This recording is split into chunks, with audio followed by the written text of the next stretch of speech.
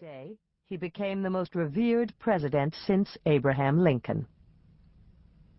To many of his contemporaries, Roosevelt was the ideal man and statesman, both a president who grappled with modern problems and a charismatic leader who symbolized the people's highest ideals.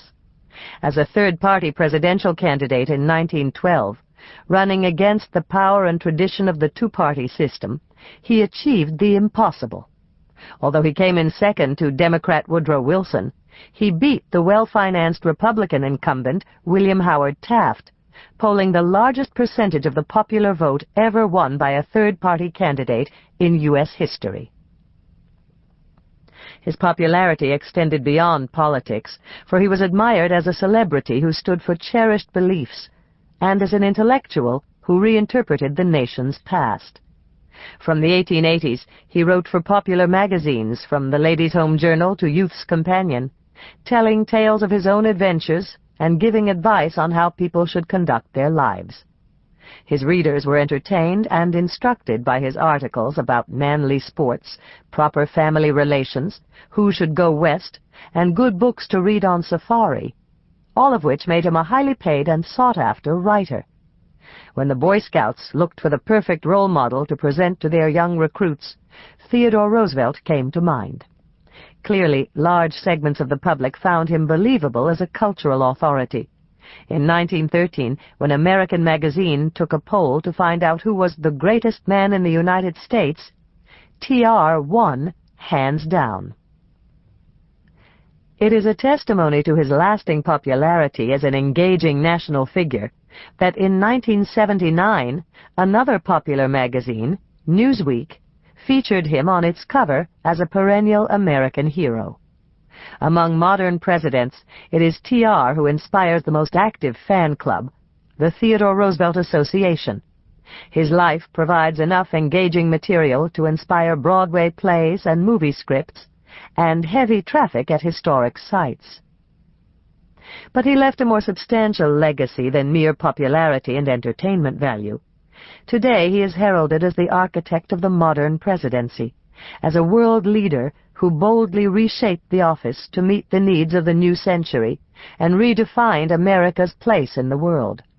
Theodore Roosevelt is alive and well in our memory, remembered as both an honored political leader and one of the most picturesque personalities who has ever enlivened the landscape. When the name of any historical personality slips into everyday usage, guaranteeing a knowing and amused response from the public, our vision of that personality is inevitably blurred. Whenever a figure in history has been canonized by generations of hero worshippers, as Roosevelt has been, it becomes harder for scholars to assess the real person beneath the image. His image blocks our view of him. Too often we see T.R. only as he is on Mount Rushmore, a larger-than-life monument carved in stone, unchanging, far from being flesh and blood, and quite imperturbable. Yet we know that Theodore Roosevelt, the person, must be separable from T.R., the mythic creation of American culture. As a master politician and cultural leader, he helped create his own legend. And therefore, he provides any biographer with a special challenge. From the start of his political career, his presentation of himself was shaped by his awareness of public scrutiny. He became a skilled politician who enjoyed playing to the crowd, shrewdly championing themes that evoked warm responses. His attunement to audience approval often carried over into his writing and private correspondence. His awareness of living his life for public consumption even crept into his relationship with his 6 children. He wrote them what they called posterity letters, self-conscious missives intended for eventual public exposure. He expected, correctly, that the letters would be published, so he wrote them not only to stay close to his children, but to look good in the judgment of history. As a result, he left a selective record of himself, much of which is well suited for use by admirers. He was most likely to censor himself during the years when his public role was largest. For example, he wrote his autobiography not long after he ran for president on the Progressive or Bull Moose Party ticket in 1912. In it he purposely concealed the moments of pain, introspection, vacillation, regret, bumbling, self-doubt, and vulnerability, which other, less public records show he had. Rather than explore his own torturous journey toward maturity and political understanding, he defended his record. Even his second wife, Edith Kermit Caro Roosevelt, admitted that her husband was often motivated to avoid facing grim realities about himself and others. She wrote his sister Anna Roosevelt Coles, "He is not a nature who ever cares to talk over painful subjects." Escape and flight from pain provided familiar devices to protect himself from his own strong emotions and from unpleasant facts he wanted to avoid. Roosevelt preferred heroic themes to psychological reality in the stories he told about his life. A talented biographer and historian himself, he sought to keep his inner life and less attractive traits well hidden. He also encouraged his friends and authorized biographers to tell an upbeat, socially acceptable, stiff upper-lipped version of his life. Many of his friends and biographers obliged him. He began, and they perpetuated, the myth that by force of will he cured himself of asthma. They perpetuated, too, the myth that from his minor post as Assistant Secretary of the Navy, he maneuvered the United States into war with Spain in 1898. Books about Roosevelt are often rich with dramatic adventure and colorful scenes, just as the bull moose would have wanted. His life story attracted many guardians. Family and friends edited or destroyed embarrassing letters and hid family secrets in order to keep the story of Roosevelt's life and times presentable. He cast himself as a hero in the many stories he told about himself. He shaped the plots and chose the virtues he would embody.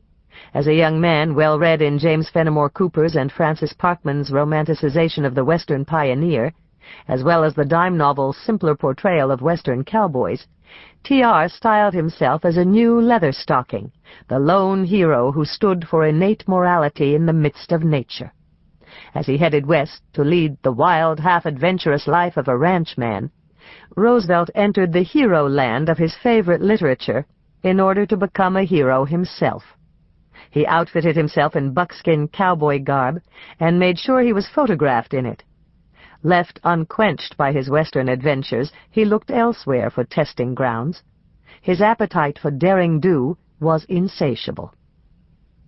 He also suffered from what Mark Twain called the Sir Walter disease, the eagerness to emulate the knights of yore chronicled by one of 19th-century American men's favorite authors, Sir Walter Scott. Steeped since boyhood in stories of chivalric knights and military daring, T.R. saw his long-awaited crowded hour of battle in the Spanish-American War as a chance to transform himself into a Galahad. His self-aggrandizing book about the war made the conflict sound so much like a one-man crusade that humorist Finley Peter Dunne joked that it should be renamed Alone in Cuba. But the Rough Riders exalted more than one man's ride to glory. It celebrated the deep bonds between men forged in the melting pot of war. Roosevelt believed the War of 1898, like the Civil War, inspired a new spirit of brotherhood and nationalism. He saw his men as knights of the Roosevelt Round Table, who, like King Arthur's loyal band, wagered their lives together in battle, hoping that side by side they might gain high military distinction, fighting for a high ideal. When he advocated universal military training and teaching of military drills in the public schools, he sought to unify his country by stamping a whole people with the mark of Galahad. Most significantly for American history, Roosevelt fashioned himself as a heroic political leader, a fearless champion of the people. In reality, his days as a politician were filled with sedentary desk work and often tedious meetings, yet T.R. persisted in seeing himself in politics as a bold knight leading a life of action and daring. Office work would have palled on his spirits if he had not seen it in a heroic light, for he believed that any man who became a time server in politics or any other